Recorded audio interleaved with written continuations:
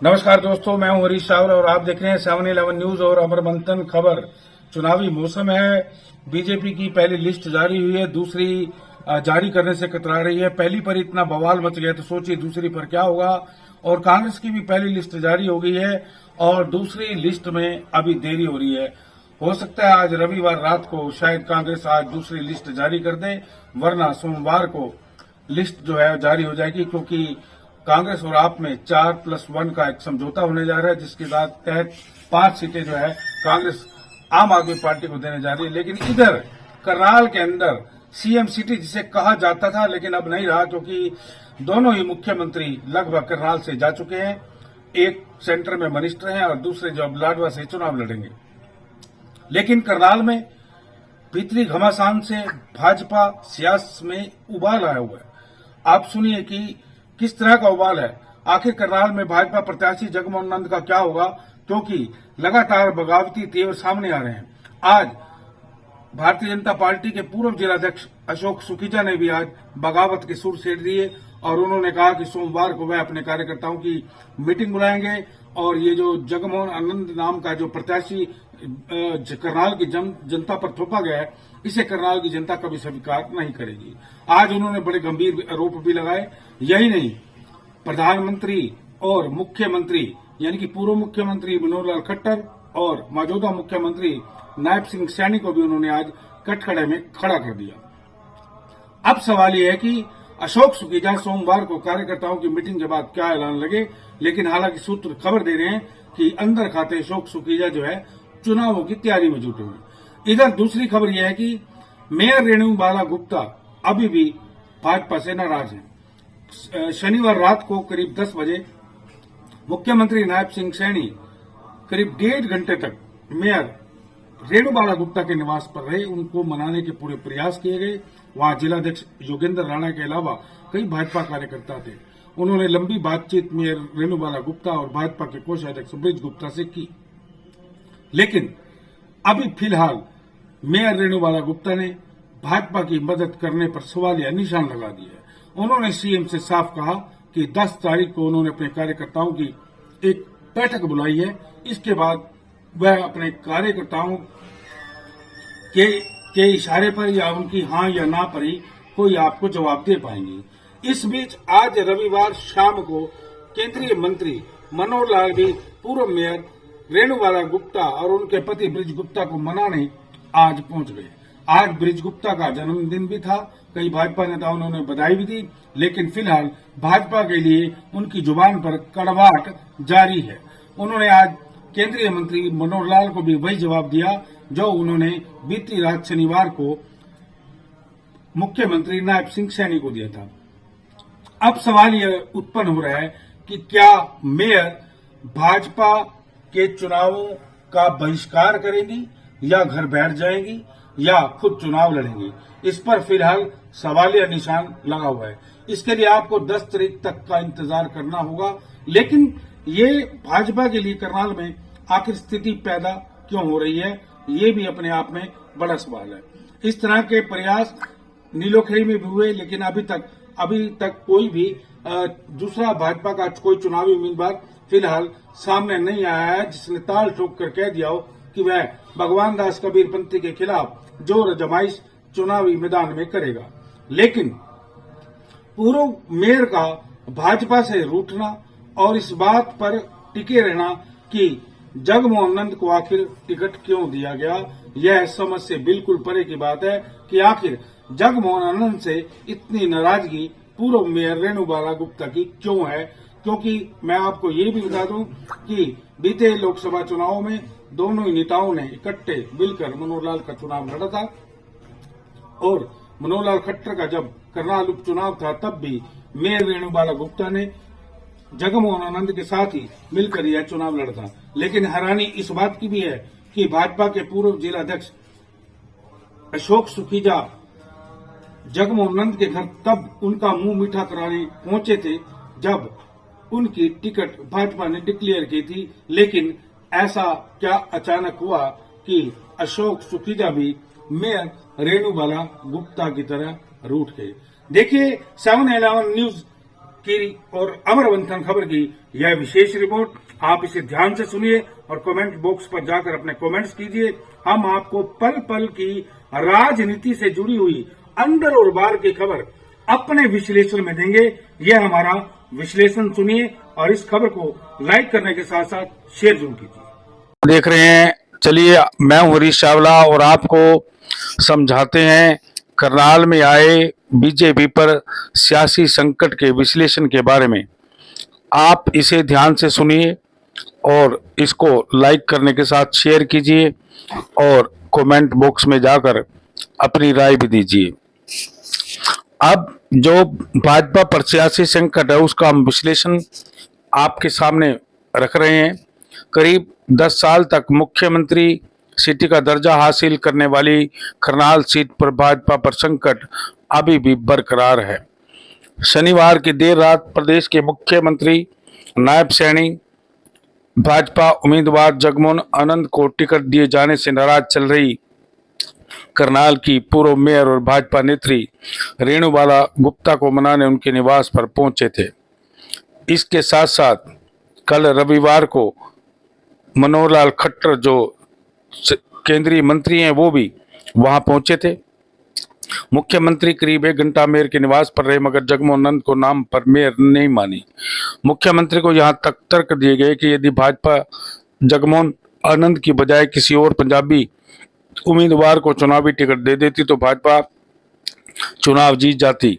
तर्क यह भी दिया गया कि यदि मुख्यमंत्री स्वयं चुनाव लड़ते हैं तब भी वह भाजपा के साथ है। आखिरकार मुख्यमंत्री नायब सैनी वापस लौट गए। रविवार को जब केंद्रीय मंत्री मनोहर लाल खट्टर ब्रिज गुप्ता के निवास पर पहुंचे तो उन्होंने भी यही बात दोहराई, लेकिन ब्रिज गुप्ता ने साफ साफ कह दिया कि मंगलवार 10 तारीख को उन्होंने कार्यकर्ताओं की बैठक बुलाई है और कार्यकर्ता की बैठक में ही जो फैसला होगा, जो कार्यकर्ता सुझाव देंगे, मेयर रेणुबाला गुप्ता वही करेगी। इस बीच भाजपा के ऊपर एक और संकट आ गया है क्योंकि भाजपा के पूर्व जिलाध्यक्ष और संयोजक अशोक सुखीजा ने भी बगावती तेवर दिखा दिए और कल रविवार को उन्होंने अपने एक बयान में कहा है कि वह आजाद चुनाव लड़ने का ऐलान कर सकते हैं। उन्होंने कहा कि भारतीय जनता पार्टी ने मुझे धोखा दिया है। उन्होंने मुख्यमंत्री और पूर्व मुख्यमंत्री पर कई गंभीर आरोप तक जड़ दिए। आपको बता दें कि जब भाजपा ने करनाल की टिकट का जगमोहन आनंद के रूप में ऐलान किया था तब भाजपा के पूर्व जिलाध्यक्ष जो पहले भी करनाल से विधानसभा का चुनाव लड़ चुके हैं वह जगमोहन आनंद के निवास पर उनका मुंह मीठा तक करवाने पहुंचे थे। लेकिन अब बीच में क्या ऐसा मूड आ गया, यह सोचने का विषय है। इधर अशोक सुखीजा ने कहा है कि पार्टी ने जमीन से जुड़े कार्यकर्ताओं को धोखा दिया है। अब वह क्या ऐलान करेंगे यह आज सोमवार को होने वाली उनकी बैठक में दिखेगा। इधर ब्रिज गुप्ता के निवास से मुख्यमंत्री और पूर्व मुख्यमंत्री जहां दोनों बैरंग लौट चुके हैं, वहीं लोकसभा और करनाल उपचुनाव में खट्टर और नायब सैनी को अपना समर्थन देने वाले पूर्व मंत्री जयप्रकाश गुप्ता भी भाजपा से नाराज चल रहे हैं। उन्होंने इसी नाराजगी के चलते भाजपा के चुनावों से अपनी दूरी बना ली है। सूत्रों ने बताया कि मुख्यमंत्री नायब सैनी उन्हें दोबारा मनाने के लिए उनके घर जा सकते हैं, मगर नायब सैनी के करनाल सीट पर अपना दावा छोड़े जाने के बाद करनाल विधानसभा सीट पर सियासी संकट पूरी तरह से बरकरार है।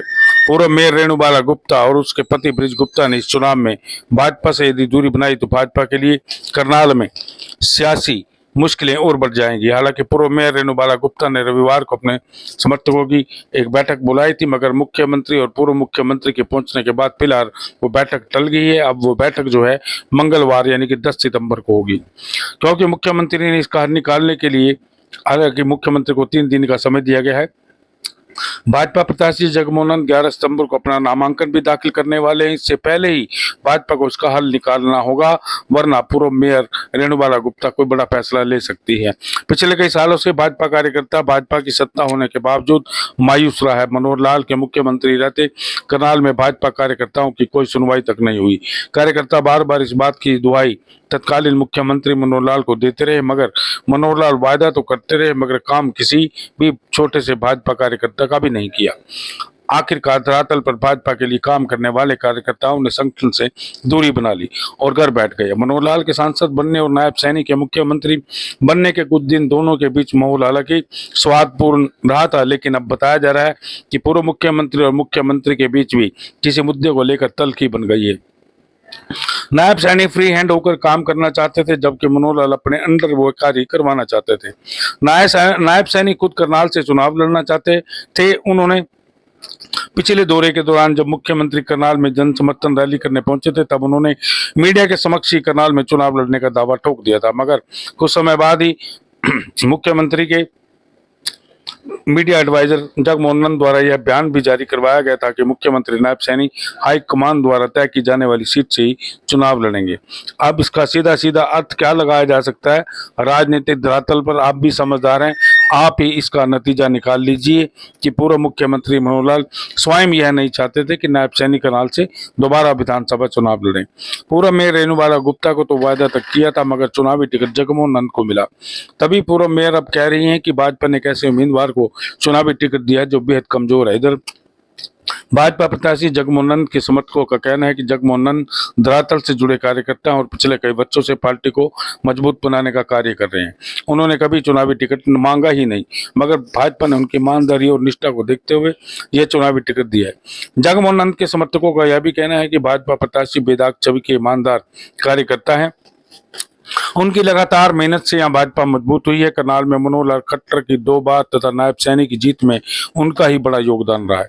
इसी का फल उन्हें चुनावी टिकट के रूप में मिला है। समर्थकों का कहना था कि जगमोहन नंद करनाल में बड़ी जीत दर्ज करेंगे। दूसरी ओर करनाल सीट पर कांग्रेस का सस्पेंस अभी भी बरकरार है। प्रत्याशी को लेकर कांग्रेस भी पशोपेश में है। भाजपा ने पंजाबी प्रत्याशी को चुनाव मैदान में उतारा है, मगर कांग्रेस किसे चुनाव मैदान में उतारेगी यह देखना अभी बाकी होगा। करनाल में कांग्रेस उम्मीदवार के तौर पर 3 नाम सबसे आगे चल रहे हैं। उनमें सुमिता सिंह, भीमसेन मेहता, अशोक खुराना शामिल है, मगर सूत्रों के मुताबिक पार्टी सुमिता सिंह को दोबारा टिकट देकर चुनाव मैदान में भेज सकती है। लेकिन अब बात रही पूर्व मेयर की। अब जिस तरह से पूर्व मेयर ने मनोहर लाल और मुख्यमंत्री नायब सैनी को फिलहाल टाल दी है, यानी कि उनकी बात नहीं मानी है, दोनों बड़े नेताओं ने उनके घर पर दस्तक दी है। इसलिए अब इसका क्या हल हो सकता है? हालांकि मनोहर लाल ने कहा कि रूठों को मनाया जाएगा, लेकिन एक बात उन्होंने बड़ी शिद्दत के साथ यह भी कह दी कि भाजपा जब एक बार टिकट देने का ऐलान कर देती है, तब वो भाजपा जो है टिकट कभी नहीं बदलती। ये भाजपा का इतिहास रहा है। आपको याद दिला दूं कि कुछ साल पहले जब भजन लाल की सरकार हरियाणा में थी, तब सुमिता सिंह को नगर परिषद करनाल का टिकट थमाया गया था। तब वह चुनाव जीतकर कांग्रेस के समर्थन से नगर परिषद की चेयरमैन बनी थी, लेकिन उसके बाद उनकी किस्मत उन्हें विधानसभा चुनावों तक ले आई और कांग्रेस ने उन्हें विधानसभा का टिकट थमा दिया। टिकट हाथ में आई तो सुमिता सिंह ने जीत दर्ज की और जीत दर्ज करते ही वह विधानसभा की दहलीज पर पहुंच गए। रेणुबाला गुप्ता 2 बार करनाल की मेयर रह चुकी हैं और बड़े अंतरों से यह जीत दर्ज की है। उन्होंने पिछले चुनावों के अंदर जब मेयर का चुनाव लड़ा था, तो उस समय विपक्ष को धराशायी किया था, जब समूचा विपक्ष मनोज वधवा के साथ था और अकेली रेणुबाला गुप्ता भाजपा की प्रत्याशी थी। अब आप इसी से अंदाजा लगा सकते हैं कि पूर्व मेयर रेणुबाला गुप्ता का अपना जनाधार कितना होगा। इसलिए भाजपा उनकी बगावत से डर रही है।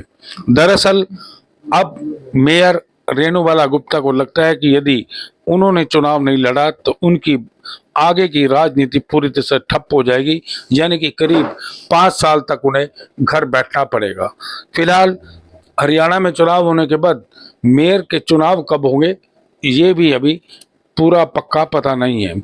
इसलिए ब्रिज गुप्ता और उनकी धर्मपत्नी रेणुबाला गुप्ता को लगता है कि यदि अब घर बैठ जाएंगे तो जो बना बनाया राजनीतिक समीकरण है वो पूरी तरह से फ्लॉप हो जाएगा। आपको यह रिपोर्ट कैसी लगी? आप इसे लाइक करके शेयर कीजिए और कमेंट बॉक्स पर जाकर अपनी राय शुमारी जरूर कीजिए। हरीश चावला, 7/11 न्यूज़ और अमर मंथन खबर, करनाल।